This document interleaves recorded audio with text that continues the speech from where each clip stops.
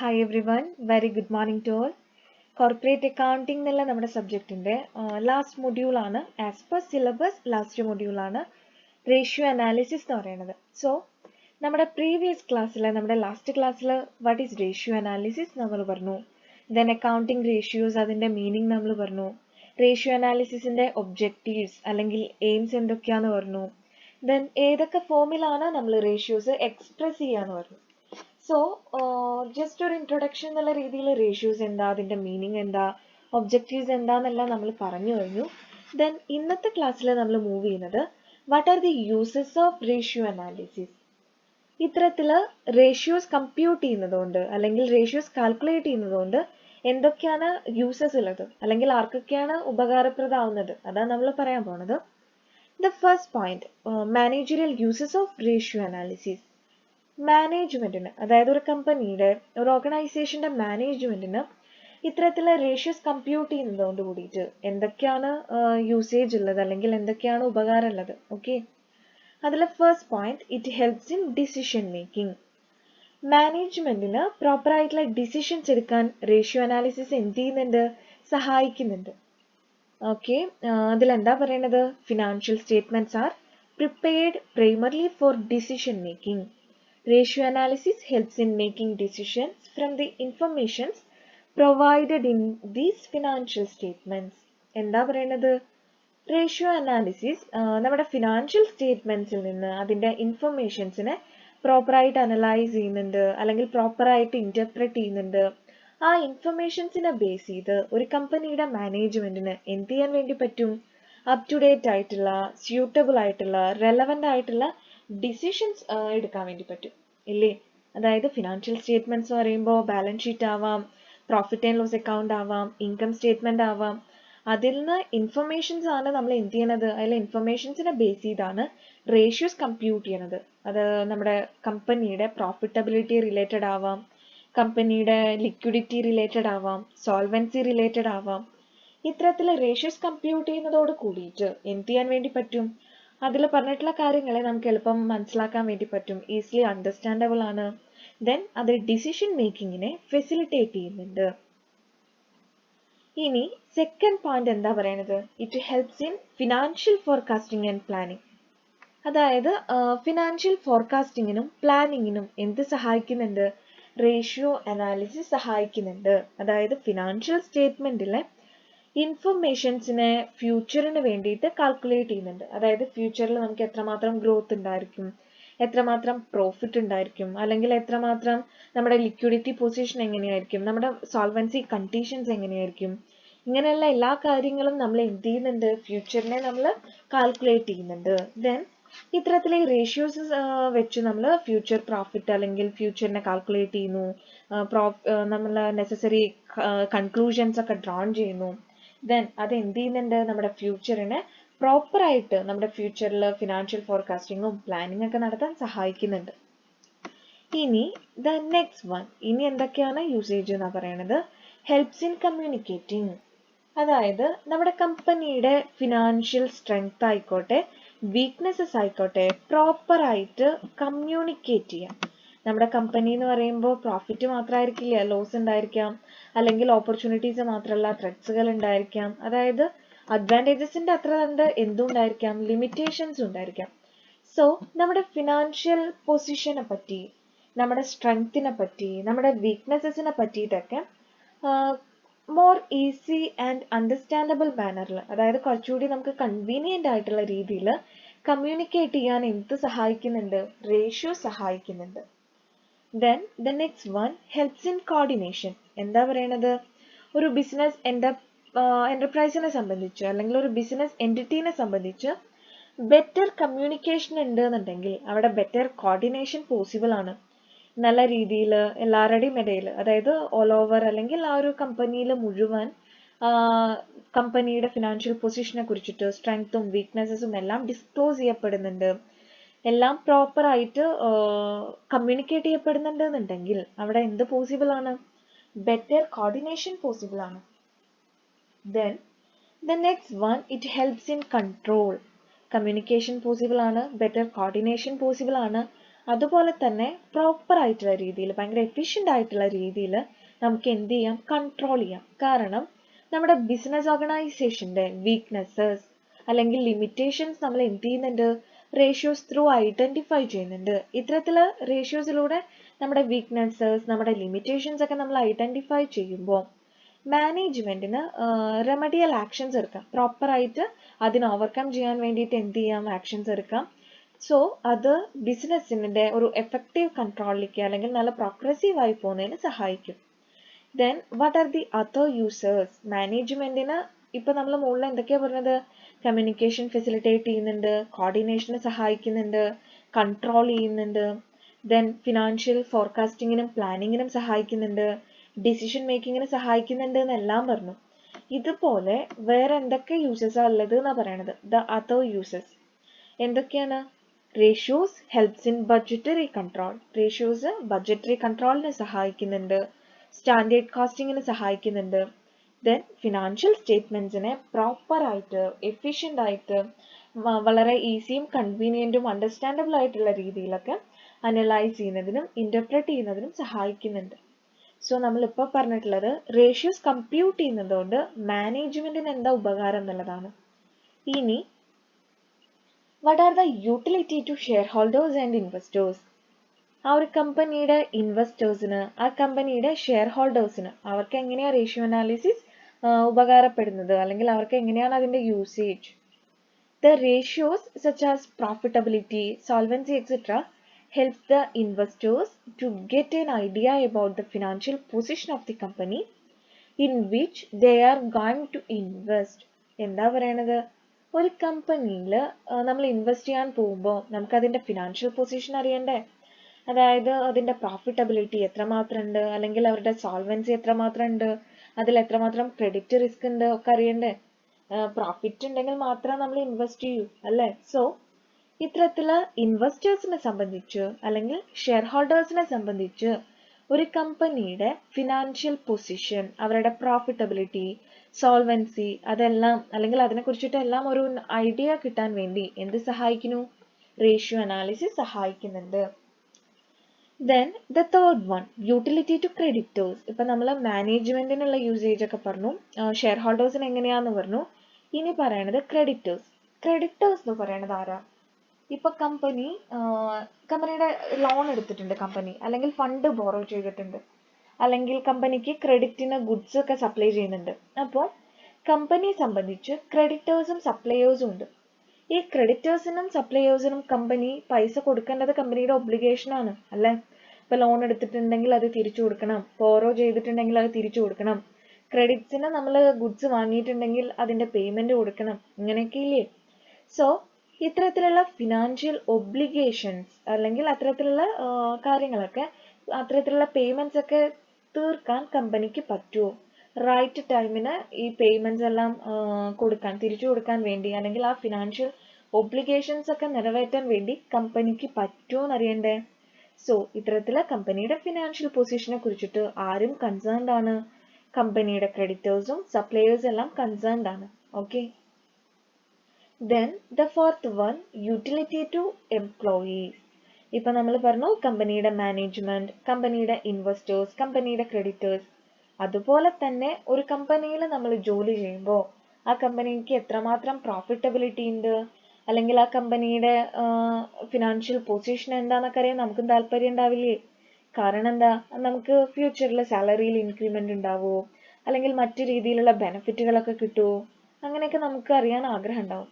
So അത് തന്നെയാണ് പറയണത്, the employees also interested to know the financial position of the company, especially profitability. ഒരു കമ്പനിയുടെ ഫിനാൻഷ്യൽ പൊസിഷൻസിനെ കുറിച്ച് അറിയാൻ ആർക്കും താല്പര്യമുണ്ട്?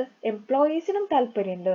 സ്പെഷ്യലി പ്രോഫിറ്റബിലിറ്റി, ഏറ്റവും കൂടുതൽ കമ്പനിയുടെ പ്രോഫിറ്റ് എത്രയാണെന്ന് അറിയാൻ. കാരണം the various profitability ratios relating to gross profit, operating profit, net profit, etc. enables employees to know about their benefits. അതായത് ഫ്യൂച്ചറിൽ അവർക്ക് എത്രമാത്രം ബെനിഫിറ്റ് കിട്ടും, അല്ലെങ്കിൽ എത്രമാത്രം സാലറി ഇൻക്രിമെന്റ്സ് ഒക്കെ ഉണ്ടാവും എന്നൊക്കെ അറിയണം എന്നുണ്ടെങ്കിൽ ഏതൊക്കെ റേഷ്യോ സഹായിക്കുന്നുണ്ട്? കമ്പനിയുടെ നമ്മൾ റേഷ്യോസ് കമ്പ്യൂട്ട് ചെയ്യുമ്പോൾ gross profit ratio, operating profit ratio, net profit ratios ഒക്കെ കമ്പ്യൂട്ട് ചെയ്യുമ്പോൾ അതിലൂടെയെല്ലാം കമ്പനിയുടെ പ്രോഫിറ്റബിലിറ്റിയെ കുറിച്ച് അറിയാനും ഫിനാൻഷ്യൽ പൊസിഷനെ കുറിച്ച് അറിയാനും ഫ്യൂച്ചറിൽ ഉണ്ടാകുന്ന ബെനിഫിറ്റുകളെ കുറിച്ച് അറിയാനൊക്കെ എംപ്ലോയീസിന് പറ്റും. സോ നമ്മൾ പറഞ്ഞുകൊണ്ടിരിക്കുന്നത് എന്താണ്, റേഷ്യോ അനാലിസിസ് ഏതൊക്കെ രീതിയിലാണ് യൂസേജ് ഉള്ളത്, അല്ലെങ്കിൽ എങ്ങനെയൊക്കെയാണ്, what are the uses of ratio analysis മാനേജ്മെന്റിന്, ഇൻവെസ്റ്റേഴ്സിന്, ദെൻ ക്രെഡിറ്റേഴ്സിന്, അതുപോലെ തന്നെ എംപ്ലോയീസിന്, അവർക്കൊക്കെ എങ്ങനെയൊക്കെ ഉപകാരപ്പെടുന്നു എന്ന് പറഞ്ഞു. ഇനി what are the uses of ratio analysis to government. ഗവൺമെന്റിന് എങ്ങനെയാണ് അത് ഉപകാരപ്പെടുന്നത്? Actually, the government is interested to know the overall strength of the industry. The ratios may be used as indicators of overall financial strength of public as well as private sector. ഒരു government എപ്പോഴും അവിടെ നമ്മുടെ ഇക്കണോമിയിലുള്ള അല്ലെങ്കിൽ നമ്മുടെ ചുറ്റുമുള്ള ഇൻഡസ്ട്രീസിന്റെ overall സ്ട്രെങ്ത്തിനെ കുറിച്ച് അറിയാൻ concerned ആയിരിക്കും, അല്ലെങ്കിൽ അവർക്ക് ഇൻട്രസ്റ്റ് ഉണ്ടായിരിക്കും. കാരണം ഇൻഡസ്ട്രീസ് ഒക്കെ വളർന്നു വരുന്നത് നമ്മുടെ ഇക്കണോമിയെ സംബന്ധിച്ച് അത്യാവശ്യമാണ് അല്ലേ. അപ്പോൾ ഓരോ കമ്പനികളും ഇത്തരത്തില് റേഷ്യോസ് കമ്പ്യൂട്ട് ചെയ്യുമ്പോൾ ആ റേഷ്യോസ് എന്താണ് പറയണത്? ആ കമ്പനിയുടെ financial strength. It may be A public sector or it may be A private sector organisation. ഒന്നെങ്കിൽ ഗവൺമെന്റ് ആവാം, അല്ലെങ്കിൽ പ്രൈവറ്റ് സെക്ടർ ഓർഗനൈസേഷൻ ആവാം. പക്ഷെ ഇത്തരത്തിലുള്ള റേഷ്യോസ് എല്ലാം കമ്പ്യൂട്ട് ചെയ്യുമ്പോൾ അതിന്റെ ഫിനാൻഷ്യൽ സ്ട്രെങ്താ പറയണത്. ഇത്തരത്തിലുള്ള ഒരു ഇൻഡസ്ട്രിയുടെ അല്ലെങ്കിൽ ഏതെങ്കിലും ഒരു ഓർഗനൈസേഷന്റെ ഒക്കെ ഓവറോൾ സ്ട്രെങ്ത് അറിയുമ്പോഴാണ് ഗവൺമെന്റിന് നെസസറി ഇക്കണോമിക് പോളിസീസ് അല്ലെങ്കിൽ മോണിറ്ററി പോളിസീസ് എല്ലാം ഫോം ചെയ്യാൻ വേണ്ടി പറ്റും. ദെൻ ദ നെക്സ്റ്റ് വൺ പറയുന്നു ടാക്സ് ഓഡിറ്റ് റിക്വയർമെന്റ്. നമുക്കറിയാം കമ്പനികളൊക്കെ എന്ത് കൊടുക്കണം, ഓരോ ഫിനാൻഷ്യൽ ഇയറിലും ടാക്സ് കൊടുക്കണ്ടേ, ഓരോ അസസ്മെന്റ് ഇയറിലും ടാക്സ് പേ ചെയ്യുക എന്നുള്ളത് കമ്പനിയുടെ ഉത്തരവാദിത്തമാണ്. So for the tax purposes companies prepares ratios such as gross profit turn over ratio, net profit turn over ratio etcetera. അതായത് കമ്പനി ഇത്തരത്തില് ടാക്സ് കമ്പ്യൂട്ട് ചെയ്യാൻ, എത്രമാത്രം ടാക്സ് കൊടുക്കണം ഓരോ വർഷം എന്നൊക്കെ നോക്കാൻ ഗ്രോസ് പ്രോഫിറ്റ് റേഷ്യോസും നെറ്റ് പ്രോഫിറ്റ് റേഷ്യോസും എല്ലാം എന്ത് ചെയ്യുന്നുണ്ട്, കമ്പ്യൂട്ട് ചെയ്യുന്നുണ്ട്. സോ നമ്മളിപ്പോൾ പറഞ്ഞുകൊണ്ടിരിക്കുന്നത് എന്താണ്, what are the uses of ratio analysis. Ratio analysis ഏതൊക്കെ പാർട്ടീസിന് എങ്ങനെയൊക്കെയാണ് ഉപകാരപ്രദമാകുന്നതെന്ന് നമ്മൾ പറഞ്ഞത്. ദെൻ അവർ നെക്സ്റ്റ് ടോപ്പിക് എന്താണ്, ലിമിറ്റേഷൻസ് ഓഫ് റേഷ്യോ അനാലിസിസ്. ഇപ്പൊ നമ്മൾ യൂസസ് പറഞ്ഞു, എങ്ങനെയൊക്കെ ഓരോ പാർട്ടീസിനും അല്ലെങ്കിൽ ഓരോ ഇൻട്രസ്റ്റഡ് പാർട്ടീസിനും എങ്ങനെയൊക്കെയാണ് ഉപകാരപ്പെടുന്നത്, അല്ലെങ്കിൽ എന്തൊക്കെയാണ് റേഷ്യോ അനാലിസിസിന്റെ യൂസേജ് എന്ന് പറഞ്ഞു. അതുപോലെ തന്നെ ഇത്തരത്തിലുള്ള റേഷ്യോ അനാലിസിസ് കമ്പ്യൂട്ട് ചെയ്യുമ്പോൾ അവിടെ കുറച്ച് ലിമിറ്റേഷൻസ് ഉണ്ട്. എന്തൊക്കെയാ limitations? The first one, it is limited use of a single ratio. There is a limited use of a single ratio. അതായത് ഇപ്പൊ നമ്മൾ ഏതെങ്കിലും ഓൺലി വൺ റേഷ്യോ, ഒരു സിംഗിൾ റേഷ്യോ നമ്മൾ കമ്പ്യൂട്ട് ചെയ്യുന്നുണ്ടെങ്കിൽ ആ ഒരു സിംഗിൾ റേഷ്യോന് മാത്രമായിട്ട് ഒരുപാടൊന്നും കൺവേ ചെയ്യാനില്ല. So for a better interpretation a number of ratios have to be calculated. അതായത് ഒരു കമ്പനിയുടെ ഫിനാൻഷ്യൽ പൊസിഷനെ പറ്റി, കമ്പനിയുടെ പ്രോഫിറ്റബിലിറ്റിയെ പറ്റി, കമ്പനിയുടെ സോൾവൻസിയെ പറ്റി എല്ലാം നമുക്ക് ഡീറ്റെയിൽ ആയിട്ട് ഒരു കൺക്ലൂഷനിൽ എത്തിച്ചേരണം അല്ലെങ്കിൽ അനലൈസ് ചെയ്യണം എന്നുണ്ടെങ്കിൽ ഒരു സിംഗിൾ റേഷ്യോ കമ്പ്യൂട്ട് ചെയ്താൽ പറ്റില്ല. കാരണം ഒരു സിംഗിൾ റേഷ്യോയിലൂടെ അധികമൊന്നും കൺവേ ചെയ്യപ്പെടുന്നില്ല. സോ അവിടെ ഒരുപാട് റേഷ്യോസ്, അവിടെ ഒരു ഗ്രൂപ്പ് ഓഫ് റേഷ്യോസ് അല്ലെങ്കിൽ A number of ratios calculate ചെയ്യേണ്ടതായിട്ട് വരും. Then the next limitation, the second one, lack of adequate standards. Actually ഈ റേഷ്യോസ് കാൽക്കുലേറ്റ് ചെയ്യാൻ കുറെ ഇക്വേഷൻസും ഫോർമുലാസ് ഒക്കെ ഉണ്ട്. പക്ഷെ ഓരോ റേഷ്യോനെയും എങ്ങനെ നമ്മൾ ഇന്റർപ്രറ്റ് ചെയ്യണം, അതിൽ നിന്ന് എങ്ങനെ കൺക്ലൂഷൻസ് ഡ്രോ ചെയ്യണം എന്നുള്ളതിന് കൃത്യമായിട്ടൊരു സ്ട്രക്ചറോ ഒരു ഫോമോ ഗൈഡ് ലൈൻസോ ഒന്നും ഇല്ല. അതായത് ഒരു വെൽ അക്സെപ്റ്റഡ് ആയിട്ടുള്ള റൂൾസ് അങ്ങനെ കാര്യങ്ങളൊന്നും ഇല്ല. അതുകൊണ്ട് തന്നെ ഓരോരുത്തരുടെയും ഒരു പേഴ്സണൽ ബയസ് അല്ലെങ്കിൽ ഓരോരുത്തരുടെയും ഇന്റർപ്രിട്ടേഷൻസ് എങ്ങനെയായിരിക്കാം, ഡിഫറെന്റ് ആയിരിക്കാം, അല്ലെങ്കിൽ പ്രോപ്പർ ആയിട്ടുള്ള രീതിയിൽ അത് ഇന്റർപ്രറ്റ് ചെയ്യുക എന്നുള്ളത് ഡിഫിക്കൾട്ട് ആയിരിക്കാം. Then third one, inherent limitations of accounting. നമുക്കറിയാം ഇപ്പൊ നമ്മുടെ ഫിനാൻഷ്യൽ സ്റ്റേറ്റ്മെന്റിലൊക്കെ പാസ്റ്റ് ഇൻഫർമേഷൻസ് ആണ് ആഡ് ചെയ്തിട്ടുള്ളത് എന്നുണ്ടെങ്കിൽ ആ പാസ്റ്റ് ഇൻഫർമേഷൻസ് ഒരിക്കലും ഒരു ഫ്യൂച്ചർ ഇൻഡിക്കേറ്റർ അല്ല, ട്രൂ ഇൻഡിക്കേറ്റർ അല്ല. ഒരു പരിധി വരെ സെയിം ട്രെൻഡ് ഒക്കെ ഫ്യൂച്ചറിലും റിപ്പീറ്റ് ചെയ്യാം. പക്ഷെ മുഴുവനായിട്ടും നമ്മുടെ പാസ്റ്റ് ഡാറ്റേനെ ബേസ് ചെയ്ത് ഫ്യൂച്ചർ ഇങ്ങനെ ആയിരിക്കും അതായത് ഇപ്പോൾ കഴിഞ്ഞ വർഷങ്ങൾ ഇങ്ങനെയായിരുന്നു, അതുകൊണ്ട് ഇപ്പോൾ കഴിഞ്ഞ വർഷത്തിൽ സെയിൽ കൂടുതലായിരുന്നു, അല്ലെങ്കിൽ 2 വർഷം മുന്നേ സെയിൽ കൂടുതലായിരുന്നു, അപ്പോൾ അടുത്ത വർഷം അങ്ങനെ ആയിരിക്കാം. അതൊരു അസംഷൻ മാത്രമാണ്, അതൊരിക്കലും ഫ്യൂച്ചറിനുള്ള ഒരു ട്രൂ ഇൻഡിക്കേറ്റർ അല്ല. സോ അത്തരത്തില് ഫിനാൻഷ്യൽ സ്റ്റേറ്റ്മെന്റിലെ ഇൻഫർമേഷൻസ് വെച്ചാൽ നമ്മൾ എന്ത് കമ്പ്യൂട്ട് ചെയ്യണത്? റേഷ്യോസ് കമ്പ്യൂട്ട് ചെയ്യണത്. ഫിനാൻഷ്യൽ സ്റ്റേറ്റ്മെന്റിൽ പാസ്റ്റ് ഡാറ്റ അല്ലെങ്കിൽ ഹിസ്റ്റോറിക്കൽ ഡാറ്റ ഉൾപ്പെടുന്നുണ്ട്, ഇൻക്ലൂഡഡ് ആണ്. സോ ആ ഹിസ്റ്റോറിക്കൽ ഡാറ്റേനെ പാസ്റ്റ് ഡാറ്റേനെ ബേസ് ചെയ്ത് നമ്മൾ റേഷ്യോസ് കമ്പ്യൂട്ട് ചെയ്യുമ്പോൾ അതൊരിക്കലും നമ്മുടെ ഫ്യൂച്ചറിന്റെ ഒരു ട്രൂ ഇൻഡിക്കേറ്റർ അല്ല. Then the fourth limitation, changes of accounting procedure. എന്താ പറയണത്? നമ്മുടെ അക്കൗണ്ടിങ് പ്രൊസീജിയേഴ്സിൽ ചേഞ്ചസ് ഒക്കെ വരും ഇല്ലേ? Changes in accounting procedures by a firm makes ratio analysis misleading. നമ്മുടെ അക്കൗണ്ടിങ് ചെയ്യുന്ന ഫോർമാറ്റിൽ മാറ്റങ്ങൾ വരുമ്പോൾ നമ്മുടെ റേഷ്യോ അനാലിസിസും എന്ത് ചെയ്യുന്നുണ്ട്? ഡിഫിക്കൾട്ട് ആവുന്നുണ്ട്, അല്ലെങ്കിൽ റേഷ്യോ അനാലിസിസിനെ അത് മിസ്ലീഡ് ചെയ്യുന്നുണ്ട്. Then the fifth one, window dressing. എന്താ വിൻഡോ ഡ്രസ്സിംഗിൽ പറയണത്? Financial statements can easily be window dressed to present better picture of its profitability and financial position. Thus, it also affect ratios. എന്താ പറയണത്? അതായത് ഇപ്പൊ window dressing എന്നുള്ളൊരു concept നിങ്ങൾ കേട്ടിട്ടുണ്ടായിരിക്കും. മാർക്കറ്റിങ്ങിലൊക്കെ നമ്മൾ പറയില്ലേ, വിൻഡോ ഡ്രസ്സിംഗ് എന്ന് പറയുമ്പോൾ ഇപ്പോൾ നമ്മൾ ഒരു ടെക്സ്റ്റൈൽസിലൊക്കെ പോകുമ്പോൾ അതിൻ്റെ ഡിസ്പ്ലേ ചെയ്തിട്ടുണ്ടായിരിക്കും, നല്ല ഡ്രസ്സസ് ഒക്കെ അങ്ങനെ ഡിസ്പ്ലേയിൽ ഇട്ടിട്ടുണ്ടായിരിക്കും. അത് വിൻഡോ ഡ്രസ്സിംഗ് ആണ്. അതായത് ഫോർ എക്സാമ്പിൾ എന്നുള്ള രീതിയിൽ പറയുകയാണ്, ഒരു സിമ്പിൾ എക്സാമ്പിൾ എന്നുള്ള രീതിയിൽ. കാരണം അതായത് ആ ഒരു ഷോപ്പിനെ പറ്റിയിട്ട് ഒരു ബെറ്റർ ഇമേജ് അല്ലെങ്കിൽ ഒരു ബെറ്റർ പിക്ചർ പ്രസന്റ് ചെയ്യാൻ വേണ്ടിയിട്ടാണ് അത്തരത്തിലുള്ള നല്ല കാര്യങ്ങൾ, ഐ മീൻ നല്ല ഡ്രസ്സസ് ഒക്കെ ഫ്രണ്ടിൽ തന്നെ ഷോക്കേസ് ചെയ്യുന്നത്. സോ ഫിനാൻഷ്യൽ സ്റ്റേറ്റ്മെന്റിലും അതുപോലെ തന്നെയാണ്. നമ്മുടെ കമ്പനിയുടെ ഒരു ബെറ്റർ പിക്ചർ കിട്ടുക എന്നുള്ള ഒരു ലക്ഷ്യത്തോടെ ഫിനാൻഷ്യൽ സ്റ്റേറ്റ്മെന്റ്സിലും വിൻഡോ ഡ്രസ്സിംഗ് ഒക്കെ നടക്കുന്നുണ്ട്. അതായത് കുറച്ചുകൂടി നല്ല രീതിയിലൊക്കെ കുറച്ചുകൂടി ബെറ്റർ ആയിട്ടൊക്കെ പ്രസന്റ് ചെയ്യും ഫിനാൻഷ്യൽ സ്റ്റേറ്റ്മെന്റിൽ. സോ അത്തരം ഫിനാൻഷ്യൽ സ്റ്റേറ്റ്മെന്റിനെ വെച്ചിട്ട് നമ്മൾ പ്രോഫിറ്റബിലിറ്റിയും കമ്പനിയുടെ ഗ്രോത്തും ഫിനാൻഷ്യൽ പൊസിഷനൊക്കെ കമ്പ്യൂട്ട് ചെയ്യുമ്പോൾ, കാൽക്കുലേറ്റ് ചെയ്യുമ്പോൾ അത് മിസ്ലീഡിങ് ആവില്ലേ? സോ അതാ പറയണത്, വിൻഡോ ഡ്രസ്സിംഗ് ഫിനാൻഷ്യൽ സ്റ്റേറ്റ്മെന്റിൽ റിഫ്ലക്ട് ചെയ്യുമ്പോൾ അത് റേഷ്യോസ് കമ്പ്യൂട്ട് ചെയ്യുന്നതിനെ അല്ലെങ്കിൽ റേഷ്യോസിനെ എഫക്ട് ചെയ്യുന്നുണ്ട്. Then the sixth one, personal bias. എന്താ പറയണത്? നമ്മൾ നേരത്തെ പറഞ്ഞു, അതായത് ഒരു പ്രോപ്പർ ആയിട്ടുള്ള ഒരു സ്റ്റാൻഡേർഡോ അല്ലെങ്കിൽ വെൽ അക്സെപ്റ്റഡ് വെൽ എസ്റ്റാബ്ലിഷ്ഡ് ആയിട്ടുള്ള ഒരു റൂളൊന്നുമില്ല നമ്മുടെ റേഷ്യോസിനെ എങ്ങനെ, ഹാർഡ് ആൻഡ് ഫാസ്റ്റ് റൂൾസ് ഒന്നുമില്ല എങ്ങനെ റേഷ്യോസിനെ ഇന്റർപ്രറ്റ് ചെയ്യണം എന്നുള്ളത്.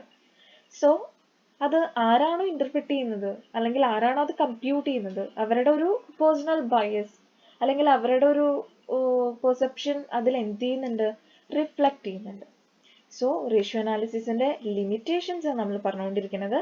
Then the seventh one, incomparable. Ratios എന്താണ്? കമ്പാരിസൺ ഡിഫിക്കൾട്ട് ആണ്. കാരണം comparisons are made difficult due to differences in definitions of various terms used in ratio analysis. Ratio അനാലിസിസിന് അങ്ങനെ ഒരു ഹാർഡ് ആൻഡ് ഫാസ്റ്റ് റൂൾ ഇല്ല നമ്മൾ പറഞ്ഞു. അതിൽ റേഷ്യോ അനാലിസിസിലെ ഫിനാൻഷ്യൽ ടേമുകൾക്ക് ഓരോ ഫിനാൻഷ്യൽ ടേംസിനും ഡിഫറെന്റ് ഡെഫിനിഷൻസ് ആണ്. അതുകൊണ്ട് തന്നെ അതിനെ കമ്പയർ ചെയ്യുക എന്നുള്ളത് ഡിഫിക്കൾട്ട് ആണ്. Then the eighth one, price level changes. എന്താ പറയണത്? While making ratio analysis, no consideration is made to the change price levels. നമ്മൾ റേഷ്യോ അനാലിസിസ് നടത്തുമ്പോൾ നമ്മുടെ പ്രൈസിൽ വരുന്ന ചേഞ്ചസ് അല്ലെങ്കിൽ പ്രൈസ് ലെവൽ ചേഞ്ചസ് ഒന്നും കൺസിഡർ ചെയ്യുന്നില്ല. സോ പ്രൈസ് ലെവൽ ചേഞ്ചസ് ഒന്നും കൺസിഡർ ചെയ്യുന്നില്ല എന്നുണ്ടെങ്കിൽ ഒരു ട്രൂ ഇൻഡിക്കേറ്റർ ആണോ? അല്ല. Then the ninth one, ratios, no substitutes. Ratios become useless if separated from the statements from which they are computed.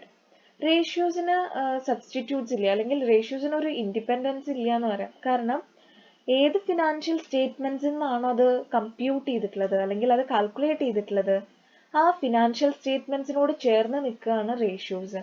ആ financial സ്റ്റേറ്റ്മെന്റ്സിൽ നിന്ന് അത് സെപ്പറേറ്റ് ചെയ്യുമ്പോൾ അതിന് എന്തില്ല? ഒരു എക്സിസ്റ്റൻസ് അല്ലെങ്കിൽ അതിനൊരു ഇൻഡിപെൻഡൻസ് ഇല്ല. സോ നമ്മൾ ഇന്ന് പറഞ്ഞത് റേഷ്യോ അനാലിസിസ് എന്ന് പറയുന്ന നമ്മുടെ മൊഡ്യൂളിന്റെ കുറച്ച് ഇമ്പോർട്ടൻ്റ് ആയിട്ടുള്ള ഏരിയാസ്. എന്തൊക്കെയാണ് റേഷ്യോ അനാലിസിസിന്റെ യൂസേജ്? അതിൽ നമ്മൾ ആദ്യം മാനേജ്മെന്റിന് എന്തൊക്കെ യൂസേജ് ആണെന്ന് പറഞ്ഞു. മാനേജ്മെന്റിനെ ഡിസിഷൻ മേക്കിങ്ങിന് സഹായിക്കുന്നു, ഫിനാൻഷ്യൽ പ്ലാനിങ്ങിന് സഹായിക്കുന്നു, കമ്മ്യൂണിക്കേഷൻ, കോർഡിനേഷൻ, കൺട്രോൾ എല്ലാം ഫെസിലിറ്റേറ്റ് ചെയ്യുന്നുണ്ട്. ദെൻ ബഡ്ജറ്ററി കൺട്രോളിനും ദെൻ ഫിനാൻഷ്യൽ സ്റ്റേറ്റ്മെന്റിനെ നല്ല രീതിയിൽ ഇന്റർപ്രറ്റ് ചെയ്യാനും സഹായിക്കുന്നു.